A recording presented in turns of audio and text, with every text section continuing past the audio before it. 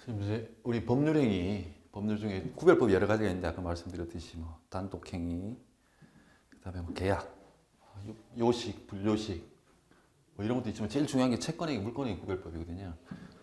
법률행위 한 번 더 말씀드릴게요. 네.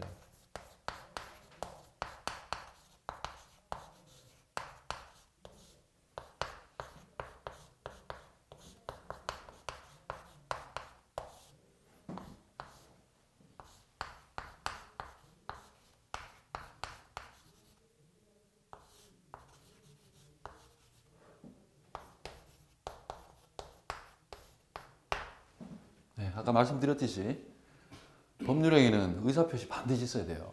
반드시 있어야 됩니다. 있어야 되고 의사의 이제 의도대로 법률 효과가 발생을 해야 돼요. 그때만 우리가 법률행위라고 부를 수 있어요. 그 대표가 바로 이제 우리가 이제 채권행위, 물권행위 이 두 가지 가지고 말씀드릴게요.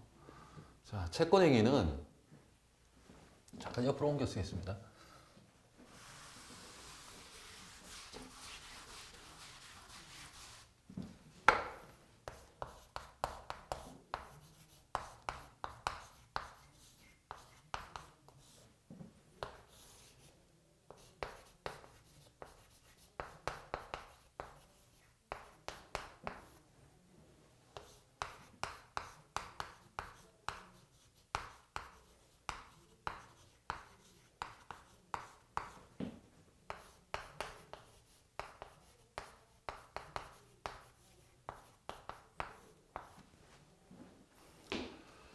이 채권행위는 의무부담행위라고도 하는데요. 예. 그 물권행위는 처분행위라고. 이거는 채권행위를 통해서 일정한 의무를 부담을 하게 됩니다. 거꾸로 상대방은 거기에 대해서 이런 부담을 요구할 수 있는 권리를 가지게 되고요. 이 차이가 뭐냐면은 그 예를 들어서 이 갑 건물을 매매한다 합니다. 자, 무권리자의 처분행위라는 게 있는데요. 무권리자. 예. 자, 무권리자 병이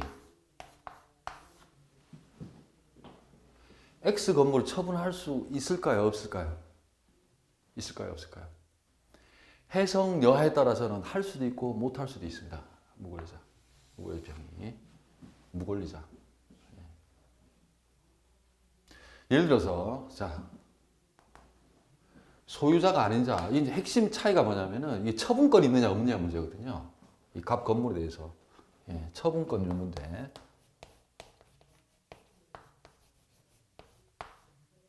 있느냐 무 없느냐. 자 봅시다. 병은 이 건물 소유자가 아니죠. 근데 이 사람이 처분, 그러니까 남한테 넘길 수 있느냐.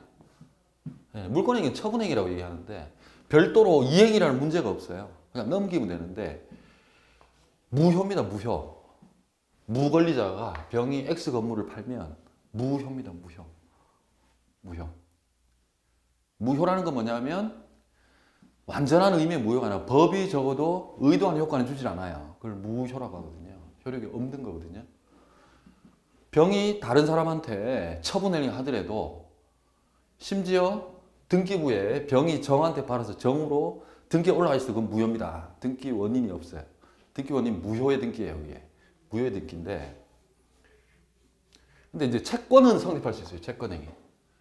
예를 들어서 X 건물인데도 병이 매매계약을 체결할 수 있어요. 매매계약을 체결할 수 있습니다. 왜냐하면 단순히 병은 예를 들어서 정한테 팔잖아요. 정한테 만약에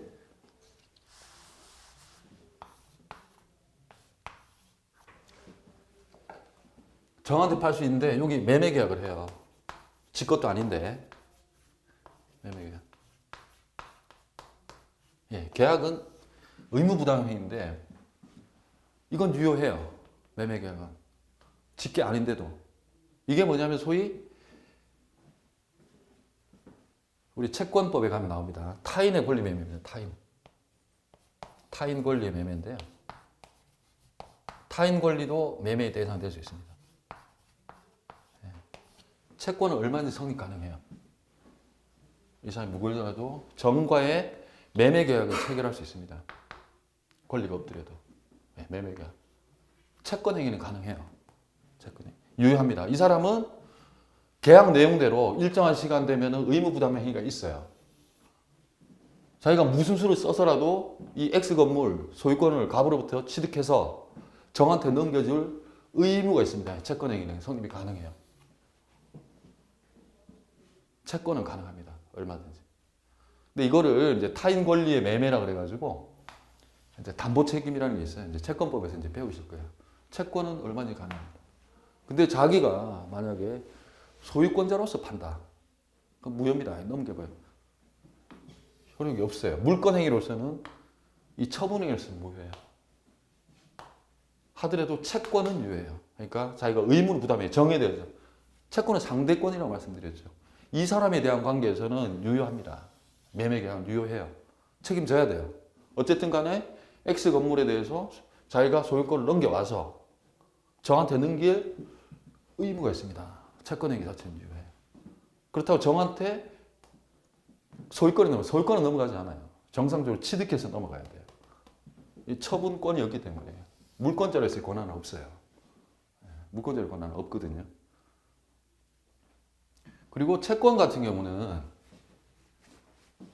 이중 매매도 가능해요. 이중으로. 예를 들어서 여기는 이제 을한테 매도한다고 했지만 갑이 을한테 계약을 해놓고요. 병한테 또 팔아요. 그걸 이중 양도 내지 이중 매매 문제라고 하는데 소유권이 넘어가기 전까지는 이것도 유효하고요. 이것도 유효합니다. 채권은 여러 개 성립할 수 있어요. 물권은 안 돼요. 소유권자가 얘도 되고 얘도 되면 안 됩니다. 채권은 아주 상대적이에요. 상대적. 성립이 가능합니다. 자, 우리 좀 예를 보고 한번 해볼까요?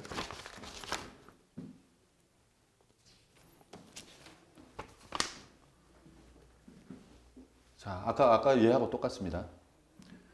자, 3월 1일 날 계약 체결일입니다. 체결하고 그날 계약금 주고 이제 통상은 그 부동산 중개사무소에서 이루어지죠. 계약 같은 게 이렇게 이루어지고 그리고 여기 등기는 누구한테 맡기는지 아시죠? 법무사들. 여러분이 좀 친해야 될 직업이죠. 여러분이 하는 게 아니라 자, 대부분 법무사한테 맡기실 거예요. 맡기고 자, 계약금만 준 단계에서는 의무 부담 행위가 있을 뿐입니다. 예. 아까 여기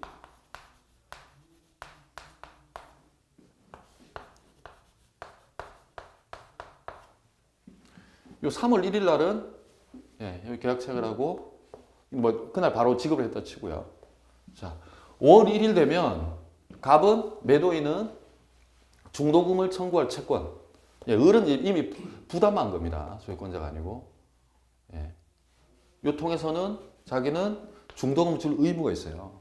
을은 매수인은 의무가 있고 잔금 치른 날도 마찬가지입니다. 잔금 치르고 잔금을 치러야 될 의무가 있어요. 다 의무가 있거든요. 의무가 있는데 만약에 여기 이제 통상 이제 물권행위 참 이 개념이 이 물권행위도 참 어려운데 뭐 학설상 이게 논란이 많아요. 이게 뭐 채권행위하고 물권행위가 분리될 수 있느냐? 별개로 인정해 뭐 독자성이니 그 다음에 여기에 문제가 있었을 때 여기에 영향을 미치니 뭐 유인성, 무인성 그건 일단 무시하시고 우리는 그냥 판례대로 하겠습니다. 판례대로. 보통 이 등기할 때 물권 행위가 있었다고 해요. 그러니까 처분 행위가 있었다고. 이때는 별도로 이행이라는 게 없습니다. 여기는 돈을 줘야 될 의무가 계속 생기거든요. 여기에 계약금, 중도금, 잔금 의무가 생기지만 이 물권 행위가 있으면 별도로 의무 부담 행위라는 게 없어요. 그냥 소유권이 넘어갑니다. 이때부터 을이 소유권자가 돼요. 을이 소유권자가 되거든요. 여기는 이제 뭐 소유권하고는 관계 없으니까 여기입니다. 그래서 채권 행위는 의무 부담 행위, 의무를 한쪽으로 부담하니까 그 반대편 쪽에 생각하면은 요구를 할 수 있는 거죠. 또 다른 채권을 가지는 거죠. 채권 행위는 의무 부담 행위고 물권의 처분 행위. 이행이라는 게 없어요. 이행. 별도로 이건 이행해야 됩니다. 반드시 이행이 있어야지 만족을 해요. 채권은. 이행이라는 게 별도로 있어야 돼요. 물권은 처분 행위이기 때문에 일단 부동산으로 하면 조금 등기 때문에 조금 혼동이 오실 텐데 동산 생각하시면 돼요. 동산. 뭐 예를 들어서 우리가 자기가 가지고 있는 어떤 뭐 물건 같은 거 있잖아요. 그냥 주는 거죠. 그것도 이제 처분행위거든요. 별도 이행행위가 없거든요. 그냥 처분하면 돼요. 뭐 자기가 소유권 포기하고 싶으면 포기하고 내가 뭐 책을 주고 싶다, 뭐 컴퓨터를 주고 싶다 주면 돼요. 그게 처분행위거든요. 별도 이행이 없어요. 물건행위 개념 구별해야 돼요. 근데 채권은 내가 줄게라고 약속만 한 상태예요. 그러면 자기는 줄 의무가 있는 거예요. 줘야 될 의무가 생기거든요. 그걸 채권 행위예요. 채권 행위. 이건 채권이거든요. 채권 행위. 그러니까 채권을 발생시키는 행위, 물건을 발생시키는 행위인데 이행에 문제가 없어요. 이 물건은 채권은 반드시 별도로 이행이 있어야 됩니다. 우리가 집 사고 팔 때도 다 중간중간에 대금을 주고 등기소를 주고 다 이행 문제가 생기거든요. 근데 물건은 필요 없어요. 근데 통상 등기할 때 등기 꼭 필요하거든요. 등기 없으면 소유권 취득 못합니다. 물건은 기본적으로.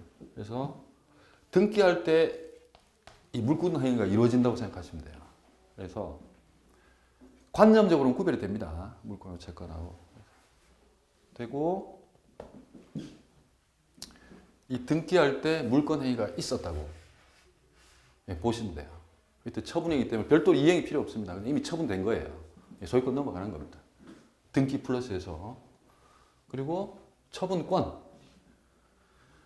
자기가 물권 행위를 하려면 처분권이 있어야 돼요. 자기가 남의 거, 아까 X가 남의 거를 병이 함부로 넘긴다고 해가지고 처분권이 없기 때문에 무효입니다. 무효. 그렇다고 해가지고 채권행위까지 무효 아닙니다. 얼마든지 병은 넘길 수 있어요. 왜냐하면 의무만 부담하기 때문에. 의무만 부담합니다. 근데 나중에 자기가 제대로 이행을 못해요. 아유, 자기는 갑한테 사서 주려고 했는데 갑이 안 팔겠다 하면은 그건 이제 불이행이라는 문제가 생겨요. 의무 불이행, 채무가 불이행 상태가 생깁니다. 그때는. 근데 그런 거를 우리는 그 담보 책임 문제에서 상세하게 배울 거예요. 상세하게 배울 건데 어쨌든 채권 행위는 의무를 부담하는 행위고 꼭 이행이 있어야 돼요. 이행이. 그 다음에 물권 행위는 처분 행위입니다. 별도 이행이 필요 없어요. 그리고 이게 절대적인 무효는 아닙니다. 나중에 이제 뭐 타인 예를 들어 처분권 없는 사람이 처분을 하더라도 이 소유권자가 오케이 하면 소위 오케이 추인이라고 얘기하거든요. 추후에 인정해 주는 거 추인을 해주면 이것도 유효합니다. 유효하긴 한데 소유권 넘어갈 수 있어요. 그렇지만 일반론으로서는 어쨌든 무권리자는 물권 행위를 자기가 소유권을 넘긴다는 의사로 물권 변동을 이행해도 효력을 주진 않습니다. 그래서 무효. 법은 인정하지 않아요. 무효는 없다는 뜻이 아닙니다. 아예 없다는 게 아닙니다. 무효 행위라도 아예 없다는 뜻이 아닌 이유가 이제 추후에 나오겠지만 추후 사후에 동의를 그러니까 추인을 한다든지 또 뭐가 있을까요? 그다음 또 무효행위라는 전환이라는 것도 있어요. 무효행위를 하더라도 다른 요건 가지고 그걸로 인정될 수도 있어요. 법률적인 무가 아니라 적어도 의도한 효과는 안 생긴다는 거예요. 효과가. 법률 행위는 뭐라 그랬죠? 의도라 그랬죠? 의도대로 효과를 줘야 된다 그랬죠. 무효 취소 부분에서 또 할 겁니다. 어쨌든 이것도 채권행위, 물권행위 분류법 중에 채권행위, 물권행위가 있는데 채권행위는 단순히 의무, 어떤 채무만 부담하는 행위예요. 그래서 반드시 플러스 돼야 돼요. 저기서 돈을 줘야 되고 나중에 별도로 뭐 이 사람 점유도 이전해 줘야 되거든요. 자기가 가지고 있는 것도 넘겨주고 다 해야 되거든요. 장래 이행의 문제가 반드시 생깁니다. 근데 요 단계에서 물건을 처분하는 행위에는 이행이 필요 없어요. 그냥 넘어가는 겁니다. 등기를 당연히 물론 플러스 해야 됩니다. 등기 플러스 해서 넘어가야 돼요. 그래서 처분행위라고 얘기하거든요. 이 구별이 중요한 이유 중에 하나가 현실적으로는 시험도 마찬가지고 처분권이 없는 자가 처분했을 때가 문제가 돼요. 처분권이 없을 때. 소유권 취득 못합니다. 안 됩니다. 물권행위는 안 돼요. 효력이 없어요. 근데 넘겨주겠다. 의무 부담은 얼마인지 할 수 있습니다. 남의 거라도. 대신 자기가 못 넘겨주면 불이행 문제가 생겨요. 채무 불이행 내지는 또는 담보 책임. 뭐 두 가지 관계에 대해서는 뭐 논란이 있지만 우리가 거기까지 알 필요는 없고 다음에 담보 책임을 지게 돼요. 그래서 채권행위하고 물권행위의 구별법이 제일 중요합니다. 중요하고 어쨌든 결론을 외워놓으세요. 처분권이 없는 자의 처분행위는 무효 그렇게 외우시고요. 채권행위는 이행의 문제가 남는다. 이행 반드시 아셔야 됩니다. 근데 아마 많이 반복될 겁니다. 향후에도 많이 반복되고. 자, 여기까지가 아무리 강조해도 지나치지 않은 법률행위의 구별법 중에서 이제 하나인데 가장 중요한, 누구라도 가장 중요하다고 얘기할 겁니다. 그리고 여기하고 관련된 거는 향후에도 많이 반복이 돼요. 많이 반복이 되고 법리 자체가 다릅니다. 두 개는 다르고 나중에 뭐 사례로도 푸실 것이고 또 여러분 이제 우리 학원 시스템이 굉장히 잘 돼 있거든요. 단계별로 여러분 딱딱 맞게 실력 향상할 수 있게 잘 구성이 되어 있습니다. 그렇게 하시면 될 거고 아까 설명드렸듯이 이제 뭐 법률행위라 그래서 굉장히 막연한데 아까 이제 우리가 대표적으로 계약 생각하시면 돼요. 매매 계약, 임대차 계약 그러한 법률행위 자체가 아까 얘기했는데 계속 반복하는데 권리임을 가져다 줘요. 차임을 지급해야 된다든지 소유권을 넘겨야 된다든지 아니면 사용 수익하게 해야 된다든지 권리임을 가지는데요. 이 법률행위 자체가 하나의 요건이에요. 법률 구조가 그렇다고 말씀드렸죠. 요건과 효과로 규정되어 있거든요. 근데 여기 이 법률행위 자체가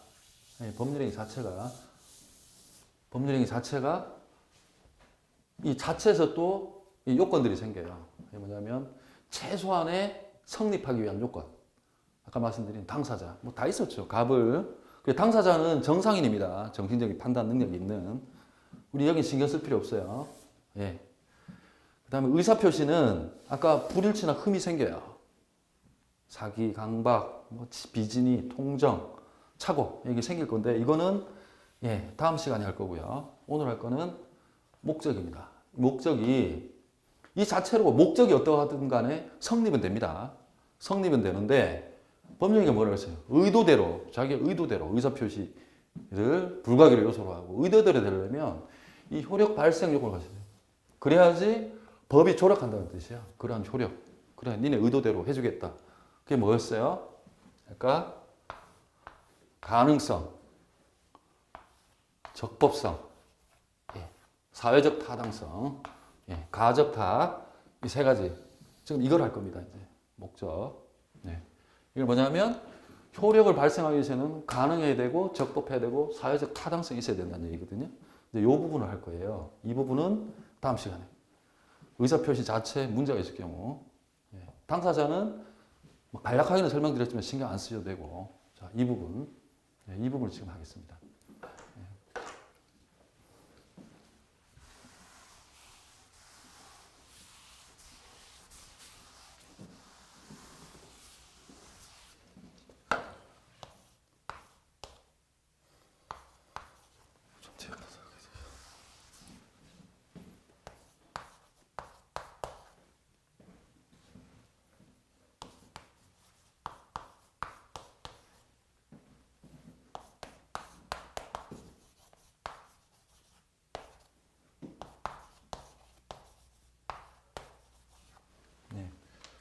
자, 세 가지인데요.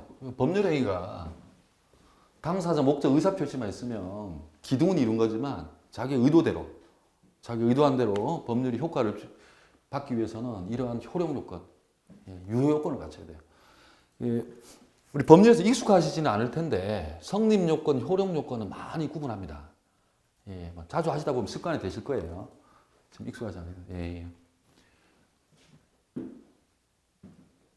자, 우리가 법률의 이제 목적에 대해서 하는 거거든요. 법률의 목적. 자, 목적. 아까 목적은 뭐라 그랬죠? 자기가 의도하는 바, 법률 효과예요. 임대차 계약의 효과로서, 매매 계약의 효과로서 바라는 게 목적이에요. 급부라고 얘기하죠. 이루고자 하는 거. 급부는 뭐 요구할 수 있는 행위인데, 행위. 자, 법률의 목적. 이게 목적은 이제 법률 효과라고 볼 수도 있어요. 자기가 의도하는 효과, 법률 효과가 가능해야 됩니다. 불가능한 걸 요구를 할 수는 없고요. 적법해야 되고, 그렇죠. 사회적으로 타당성이 있어요. 자, 가능. 자, 우리 예 한번 볼까요? 자, 갑이 을한테, 자, 공장 한번 볼까요? 자, 공장.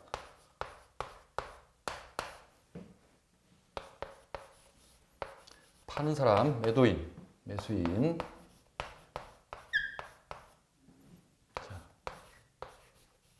자, 10억에 팔았습니다. 공장. 매매 계약을 했죠.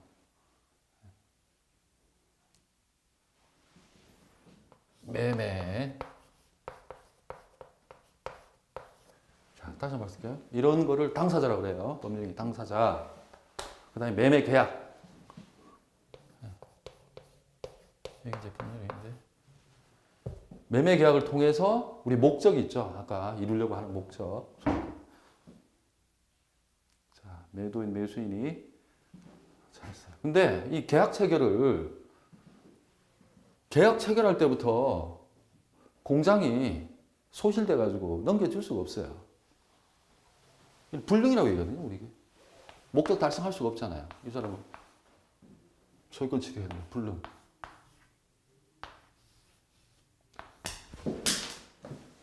공장이 불타버렸는데 소유권 취득할 수 있나요? 없죠. 그래서 불능인데 이 불능도 종류를 나눕니다. 이렇게.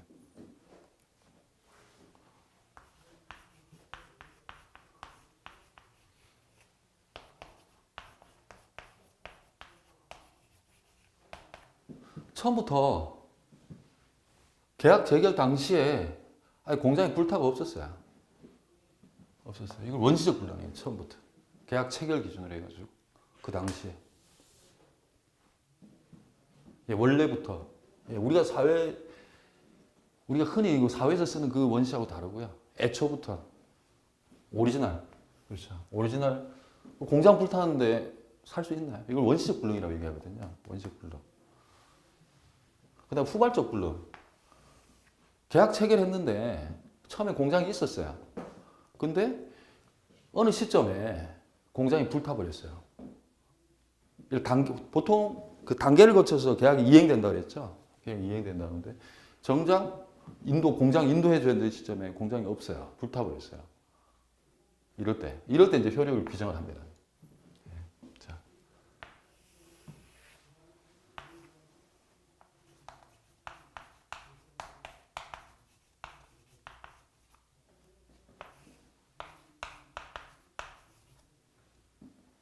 자, 계약 체결은 3월 1일 날 했는데, 자, 이행 넘겨주기로 한 게 한 8월 1일로 할까요? 예. 자, 처음부터 없었어요, 공장이. 공장이 처음부터 불타가 없었어요. 계약 체결 당시에. 예. 이럴 때, 원칙적으로는 법은 법 규정에 따르는데요. 이 법이 효력을 주면 될까요? 취득할 수 없는데. 예, 무효입니다, 무효. 원칙적으로 무효. 무효는 법이 의도한 효력을 안 준다는 거죠. 무효면 결국은 갑은 이 사람한테 10억을 달라고 할 수 없죠. 매매를 할 수 없고 이 사람도 공장을 넘기라고 할 수가 없습니다. 근데 현실에서는요. 그러니까 우리가 이론적으로 얘기를 하는데 체결 당시에 공장 소유자는 사실 사기입니다. 사기. 형사 문제인데 민사적으로 굳이 이제 설명하자고 하니까 원시적 불능입니다. 무효인데 또 예외적으로 그 계약 체결상의 과실이 있거든요. 다음에 배울 건데 계약 체결상의 과실이라고 그래가지고 이 계약 체결 당시에 자기가 불능이라는 거. 그리고 참 가능이냐 그 불능이냐는요. 그 사회 통념에 따라 달라요. 그때그때 다릅니다. 이게 넘길 수 있는지. 뭐 예를 들어서 사회과학이 발달할수록 가능한 게 범위가 넓어지겠죠. 좀 구태연하지만 뭐 하늘에 별 따줄게 이런 거는 진짜 불가능한 거고. 뭐 공장도 예를 들어서 그 연소된 상태에 따라 가지고 이행이 가능할 수도 있어요. 가능 불가능. 소위 이제 사회 통념에 따라서 결국은 법원이 결정합니다. 판사님들이 결정하고요. 법원에서 가능한지 아닌지 사회 통념 내지는 거래관념이라고 얘기하죠. 거래관념 이게 가능한지 안 가능한지. 오히려 그 사회 통념보다는 뭐 거래관념이 좀 정확할 것 같아요. 여기 전문가 집단들이 많거든요. 실제 거래한 사람 중에 가능, 불가능. 일단 처음부터 공장 탔으면 무효입니다. 무효고 계약 체결상의 과실이라는 문제가 있을 수 있어요. 있습니다. 자, 후발적으로 불능됐다. 자, 요 사이에 불타버린 거예요. 요 사이에. 이 경우를 나눕니다. 자, 갑이 잘못됐어요. 잘못. 귀책 사유라고 했는데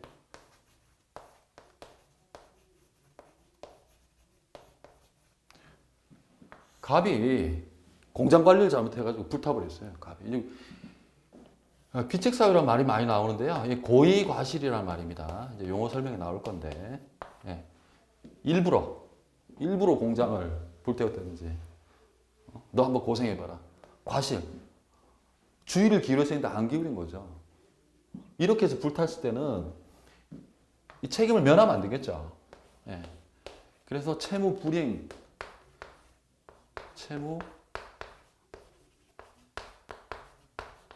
아까 제가 채권행위 말씀드렸지만 채권행위 항상 그 이행이라는 문제가 생겨요. 이행을 못하면 불이행입니다. 물을 수 있습니다. 을은.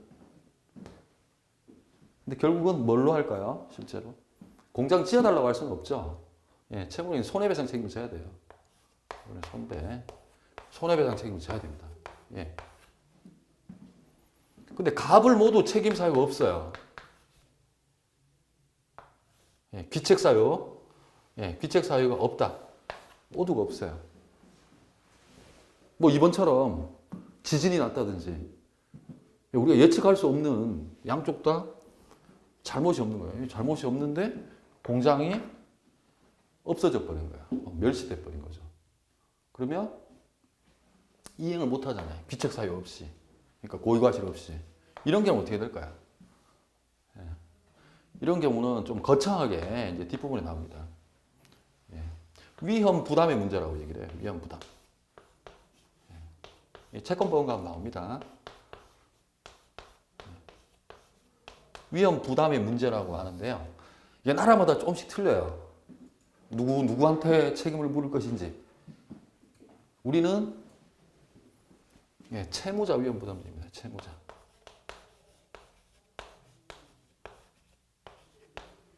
채무자한테 위험 부담돼요. 이게 무슨 의미냐면 나라마다 입법은 틀려요. 근데 우리 민법에서는 어쨌든 채무자가 채무돼요.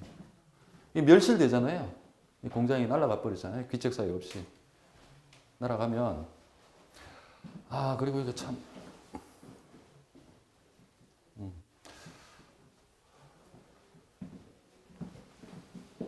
갑은 을한테 줄 수는 없잖아요. 그죠? 못 넘겨주죠. 공장을 못 넘겨주는데 참 채권 채무자는 상대적인데요. 이 사람은 채권자의 입장도 있고 채무자의 입장도 있죠. 넘겨줘야 되는 입장에서는 채무자고 돈 달라고 하는 대금을 달라고 하는 입장에서는 채권자고 이 사람 입장에서는 재산권, 소유권을 넘겨달라고 하는 입장에서 채권자고 돈을 줘야 되는 그러니까 대금을 지급해야 되는 의무 채권자 채무자 겹칩니다. 이때 얘기하는 채무자는 갑이에요. 갑은 날라갔잖아요. 공장 날라갔잖아요. 대금 청구 못 합니다. 예, 우리나라에서는 그래요. 우리나라에서는 채무자 위험 부담주의예요. 예. 잊어버리셔도 돼요. 예, 다음에 반복됩니다. 네, 그런 게 있습니다. 예, 예. 있으니까요. 예, 예.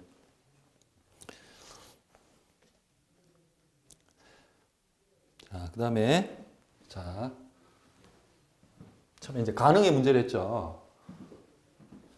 판서가 자, 가능한지 안 하는지. 일단 불가능한 무효입니다, 무효. 예. 처음부터. 자, 그 다음에 적법. 적법.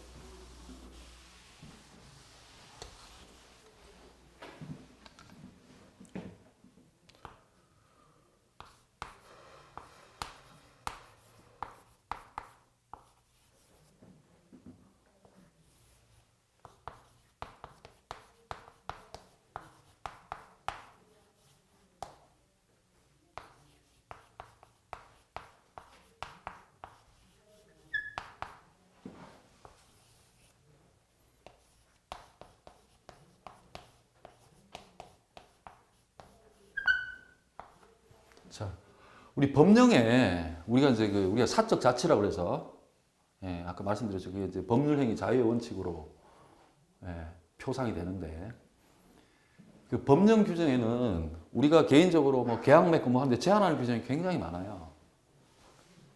예, 강행한다는 거죠. 니네 강행 뭡니까? 니네 의사하고 관계없다. 이렇게 규율하겠다. 그래서 강행인데 그것이 뭐냐면 이 법령 중에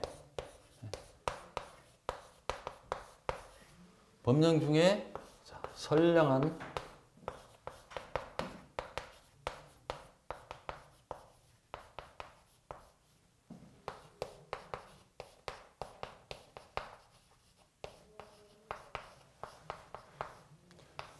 자, 민법 103조에 있는 표현입니다.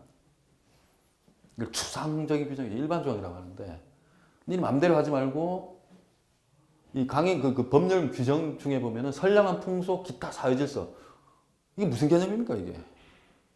이것도 결국은 애매하면 전부 다 마지막으로 법원이 결정해. 이것도 사회 통념 내지는 건전한 일반인의 도의관념 이런 게 되겠죠. 이거 일반조항이라고 하는데 이거 그냥 하도 계속 볼 겁니다. 예, 예. 그냥 선풍기라고 해보세요. 선풍기.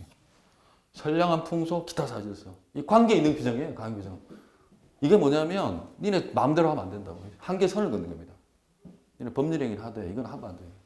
적법해야 돼. 목적이 니네가 원하는 효과 이거 제대로 얻으려면 이거는 벗어나면 안 된다는 거예요. 근데 이거하고 직접 진짜 이건 구체화될 수밖에 없어요. 제가 이제 몇 가지를 드릴 건데 법원의 판단을 통해서 법원의 판결을 통해서 이제 구체화될 수밖에 없는데 도대체 뭐가 이게 상대적이라는 거 이따가 한번 설명을 드릴게요. 이 효력 규정은요, 이 법 위반에도 별개거든요. 이게 행정법규에 많아요. 행정법규에 많은데, 우리,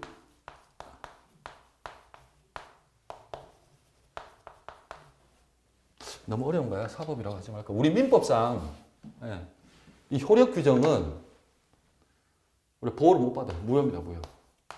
예. 원하는 효력을 안 줘요. 강행 중에.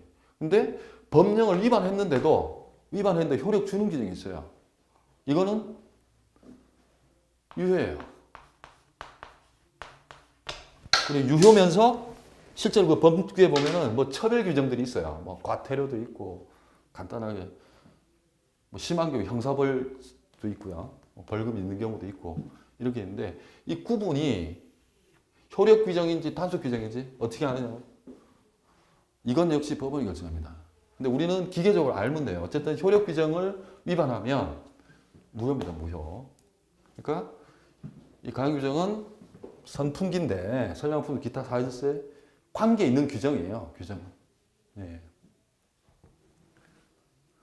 이 강행 말 그대로면은 이 강행하려면 이 위반하면 무조건 당사자들이 계약을 체결하고 뭘 해도 효력을 안 줘야 될 거 아니에요. 근데 해석론상 효력 규정과 단속 규정을 나눠서 법을 위반했는데도 효력을 주는 경우도 있어요. 그걸 단속 규정이라고. 단순히 단속하는 거에 불과하다는 거죠. 예, 예. 그리고 효력 자체를 부인하는 경우도 있어요. 그걸 효력에 영향을 미친다는 거죠. 있고 임의규정은 우리 선풍기, 예. 선풍기하고 직접 관계 없는 조항이죠. 선량 풍속 기타 질서와 관계 없는 규정. 이건 임의규정은 임의대로 할 수 있다는 거예요. 우리 의사대로 바꿀 수 있거든요. 당연히 유효합니다. 이건.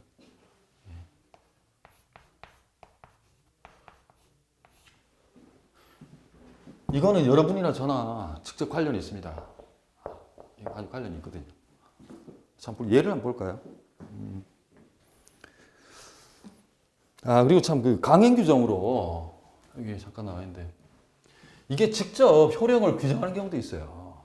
예를 들어서 우리가 아까 특별법, 그러니까 민법보다 우선 적용되는 상가 건물 임대차 보호법, 주택 임대차 보호법 이런 데는 여기서 만약에 임차인한테 불리하다 이러면 다 무효입니다. 아예 그냥 규정에 적어놨어요. 효력이 없는 것으로 한다. 무효로 적어놓거든요. 그걸 개별적인 조항을 통해서 통제를 하는 거예요. 예를 들어서 우리 그 임대차라고 그러죠. 전세 사는 사람들. 예. 전세 같은 경우는 우리가 2년 미만으로 하면 안 돼요. 우리 1년만 합시다. 이렇게 하더라도 땡깡 부려도 우리 2년 주장할 수 있어요. 효력 주장. 임차인에게 불리하기 때문에 그건 아예 그냥 조항을 적어놨어요. 법률 규정 자체에 효력이 없는 것으로 한다. 불리한 것은. 한쪽만, 그러니까 임차인한테 유리한 거는 괜찮습니다. 예. 적어놓는데 이거는 이제 일반 규정을 통한 거예요. 추상적인 규정. 일반 조항이라고 얘기를 하는데. 한번 볼까요? 예를 한번 볼까요? 예. 보시죠. 자, 여기 한번 보죠.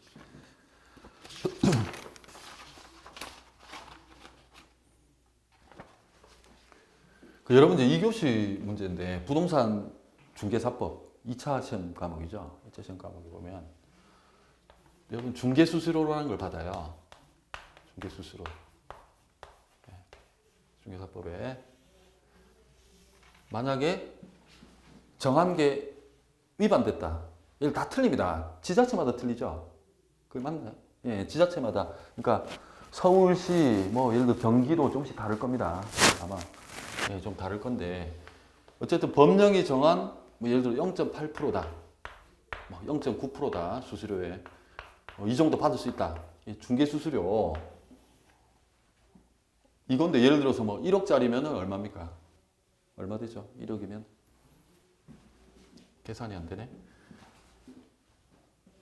80만 원인가요? 하여튼 뭐 그런데 둘이 아유 그래 너 특별히 잘했으니까 내가 더 줄게. 이렇게 했을 때 이제 대법원에서 뭐라고 하냐면은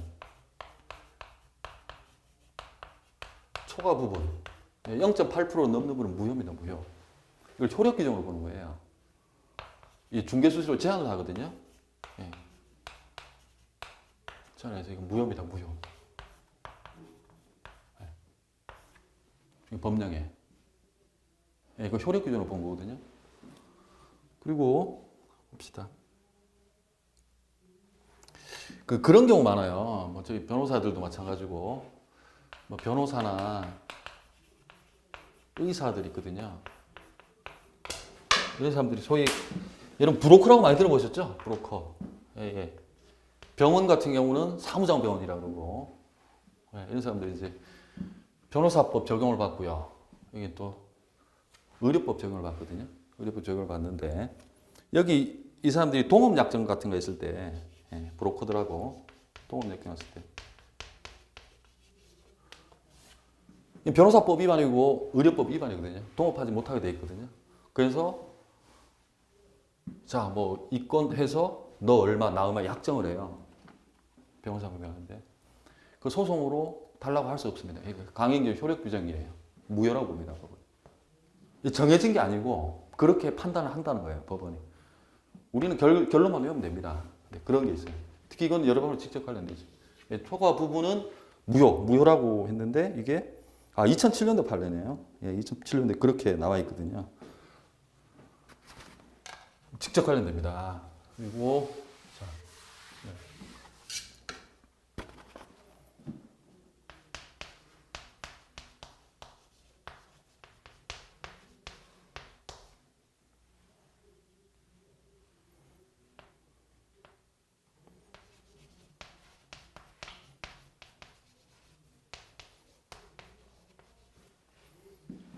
특조법이라는 게 있어요. 부동산 등기 특별조치법이라고 뭐 수시로 가려지는데 중간 생략들이 있어요.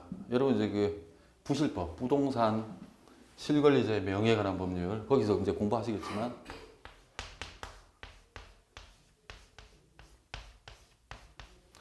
실제로 을이 사요. 부동산을 사는데 등기를 어떤 식으로 옮기냐면은 이걸 생략해버려요.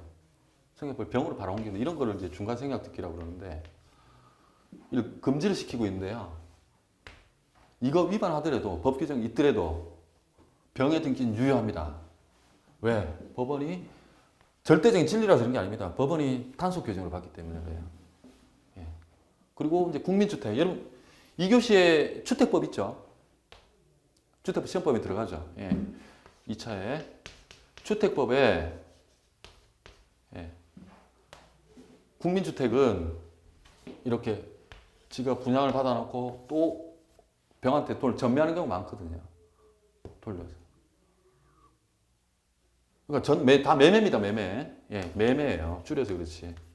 이 매매라는 법률 행위가 있는데 효력 안 줍니다. 그러니까 이거는 유효합니다. 넘어가도 돼요. 왜냐하면 단속 규정으로 보기 때문에요. 우리 결론만 외우면 돼요. 어떻게? 우리 중개수수료 여러분들 실무에서 그건 초과보면 무효입니다. 그건 강행법규라서 그래요. 강행. 강행법규 참 효력 규정. 효력을 인정 못하겠다. 이거는요. 결국 뭐 거창하지만 입법 취지라는 것 때문에 그렇거든요. 도대체 이 법이 왜 생겼는지 이 법이 생겼는데 규정이 명확하게 없어요. 이걸 위반해서 계약을 체결할 때 무효인지 유효인지. 그래서 이거는 유효로 하면 안 되겠다. 이건 좀 심각한 거니까 무효로 하겠다. 유효로 하겠다. 그건 결국은 법원의 몫입니다. 법이 있더라도 다 규정되는 게 아니에요. 근데 우리 이제 아까 얘기한 상가 건물이나 주택, 임대차 이런 경우는 규정이 있어야 아예 효력이 없다고. 예, 규정이 있습니다. 어쨌든 강행 규정, 그러니까 선량한 풍속 기타 사회 질서와 직접 관련 있는 규정인데 있더라도 직접 규정하지 않고 있으면은 사안에 따라서 법원이 무효로 하는 경우도 있고 유효로 하는 경우도 있는데 무효로 하는 경우를 효력 규정. 예. 매매 그대로 유효하다. 유효한 경우는 단순히 단속만 한다. 예. 단속만 한다. 예, 그런 효력까지 부정할 필요는 없다는 거죠. 입법 왜 입법했는지 그거는 뭐 법원이 그렇게 보는 것이죠. 보는 거.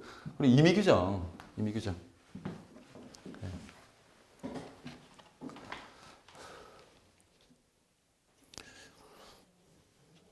예, 그리고 임의 규정도 뭐 수도 없이 많은데 뭐 이거 딱히 예를 들 건 없는 것 같아요. 여러분 시험 볼 때는 결론만 외우면 돼요. 뭐 위반이면 유효다, 무효다, 뭐 효력 기준이 5개 이상이 나오는 게 아니라 유무효만 나옵니다. 예, 그거 보시면 돼요. 그거 보시면 되고 이 선풍기하고 선량한 풍속 기타 자체하고 관계 없는 규정들은 임의 규정이라고 봐요. 아예 강행하는 게 아니고요. 예. 왜 단속이라 그러냐 하면 일정한 법률적인 불이익은 있어요. 예, 이렇게 위반하면은 뭐 과태료 물린다든지 하는 게 있습니다. 행정 처벌하는 경우가 있어요. 단속만 하는 거예요. 단속만.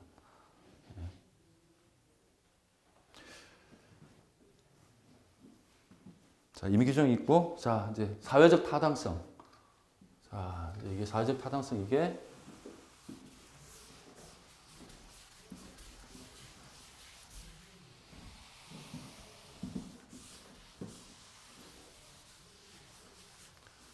바로 이제 그 민법 104조입니다. 이게. 예. 민법에서 선량한 풍속, 기타 사회 질서로 이걸 계약 내용을 통제를 하는 거예요. 추운데 선풍기 얘기해서 좀 그런가요?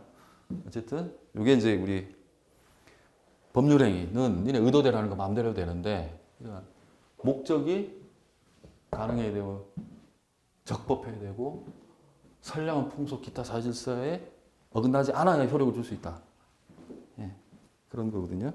자, 이 계약 내용 통제죠. 계약 내용을 통제할 수 있어요.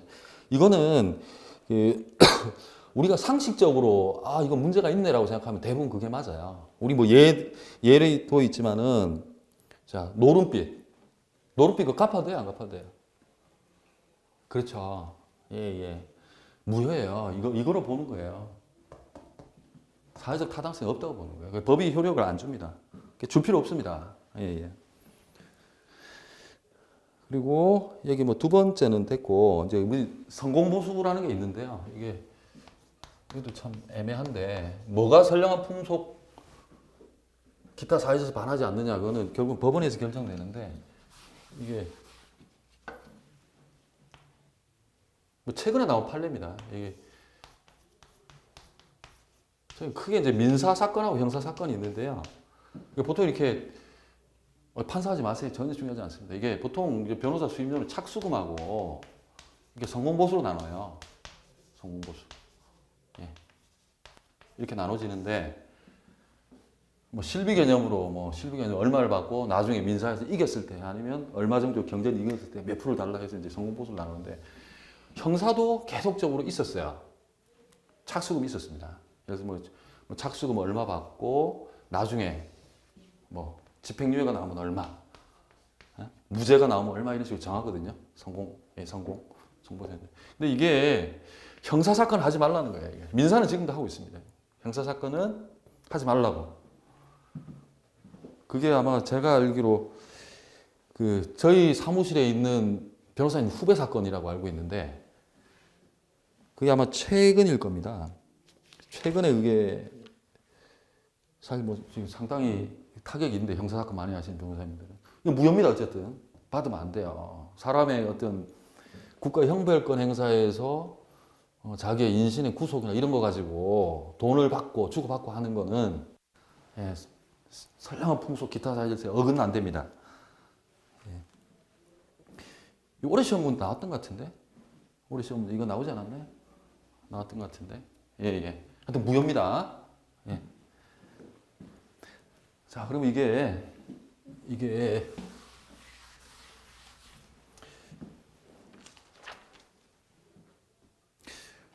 우리 이제 노른빛으로 얘기해보죠. 노른빛으로.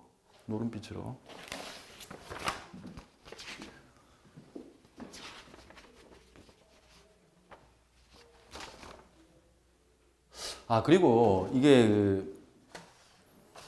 선량한 풍속 기타 사회질서에 반한다 안 반한다 그 판단 시점이 어딜까요? 계약은 한 번에 채권 관계는 한꺼번에 이루어지는 경우가 별로 없거든요. 다 시간별로 이렇게 나눠서 이루어져요.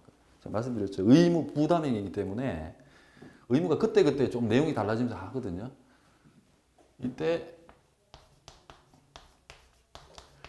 계약 체결시 기준이에요. 이렇게 나중에 이제 이행할 때 있죠. 이때는 예를 상정하기 힘든데 이때는 선량한 풍속 기타 사회질서에 반하지 않았는데 이때는 반할 수도 있을 것 같아요. 왜냐하면 이게 법령 때문에 법령이 개정되거나 했을 때 뭐 상정하기 쉽지 않은데 어쨌든 논리상 체결 시에 이게 사회적 타당성이 있냐 없냐는 계약 체결 시 기준입니다. 왜냐하면 상황 변화 때문에 그 책임을 물을 수는 없으니까.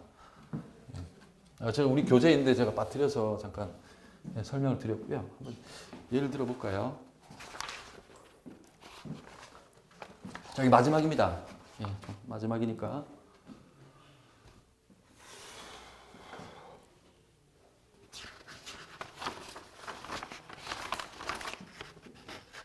빨간색으로 할까요?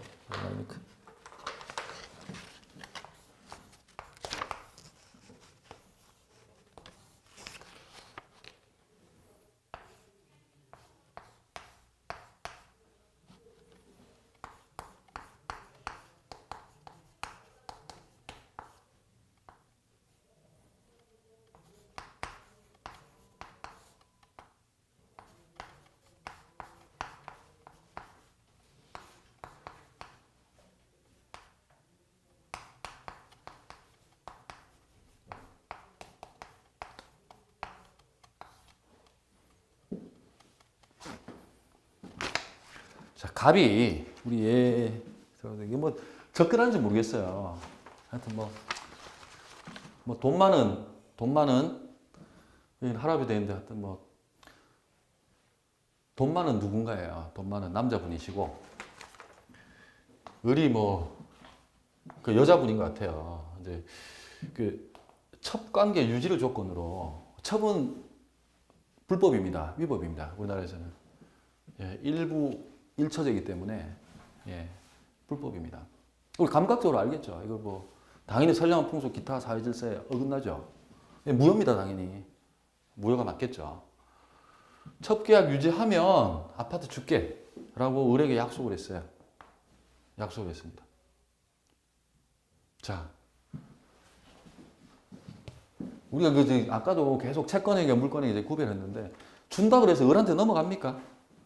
줄 의무만 부담하는 거예요. 채권행위예요. 언제 넘어가려면 물권행위가 있어야 돼요. 물권행위, 처분행위가 보통 등기하고 같이 이루어지죠. 통상. 예, 그때인데 자 하나 나눠봅시다.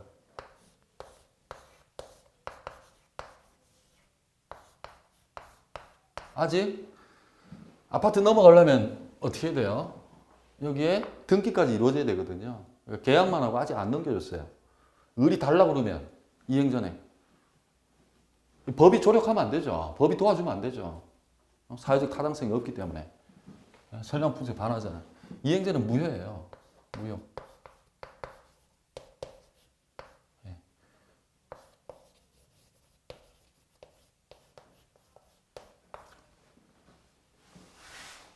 을이 아무리 갑한테 달라 그래도 안 줘도 됩니다. 주면 안 돼. 무효예요. 무효. 무효. 만약 이행을 하면 어떨까요? 이행. 줬어요. 이행이라는 게 거창한 게 아니라 차분 내용대로 네. 넘겨줬어요. 을한테 아파트 넘겨줬어요. 그럼 무효인데 효력이 없다는 뜻은 뭐냐면 원칙적으로 법은 효력이 없다 그러면 되돌려야 돼요. 그 상태를 되돌려야 되거든요.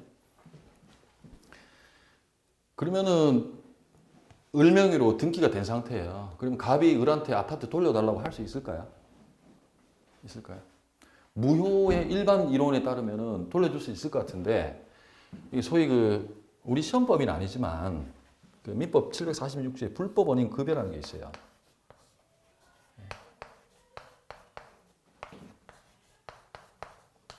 급여라는 게 있거든요.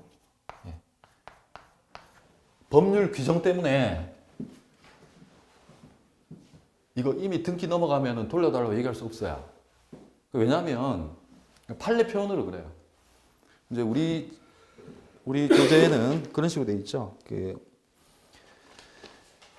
불법의 원인을 제공한 자, 더러운 손이라고 표현을 해놨는데 여기 나오죠.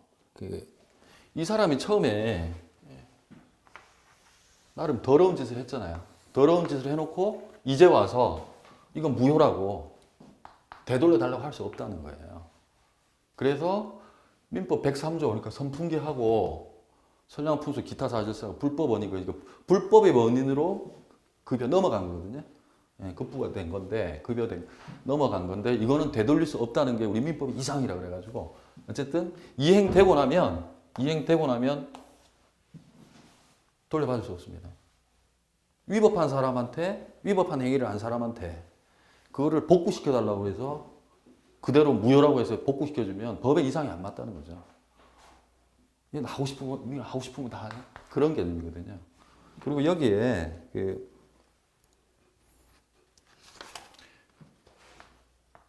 여기 병이라는 사람이 있어요. 병. 이 사람은 글쎄 뭐라고 할까요? 이 사람을 친구? 이걸 왜 설명을 하냐면 무효는 절대적인 무효하고 상대적인 무효가 있거든요. 상대적인.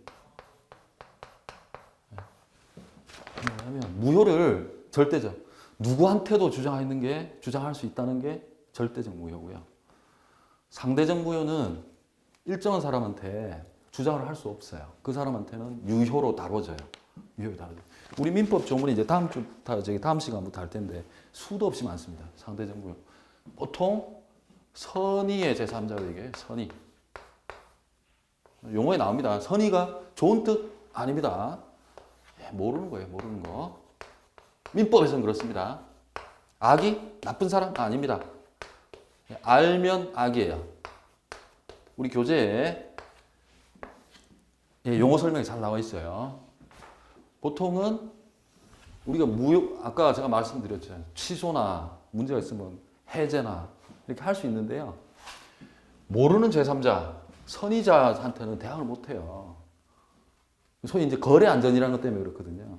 니네 둘 사정을 내가 어떻게 하냐 해서 그걸 보호를 해줘요. 그러면 둘 사이에서는 무효더라도 제3자한테는 유효로 다뤄집니다. 그걸 상대적 유효라고 해요. 상대적 무효.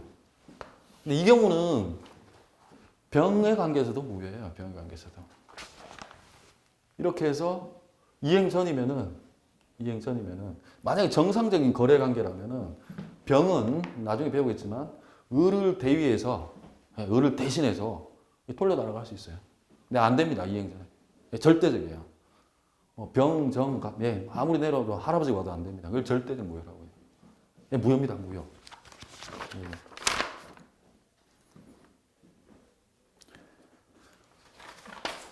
그리고 예를 들어서 이제 여기 등기 넘어갔잖아요. 약간 여담이지만 여기 넘어갔잖아요. 넘어가면 되돌릴 수 없다고 했죠.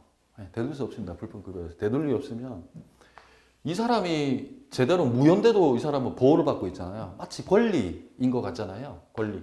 아닙니다. 권리가 아니고 시험하고 관계없지만 반사적 이익이라고 해요. 반사적. 권리이기 때문에 하는 게 아니라 법이 반환할 때 도와주지 않기 때문에 반사적으로 누르는 얘기예요. 이런 권리라고 할 수 없습니다. 그냥 결과물에 불과해요. 자.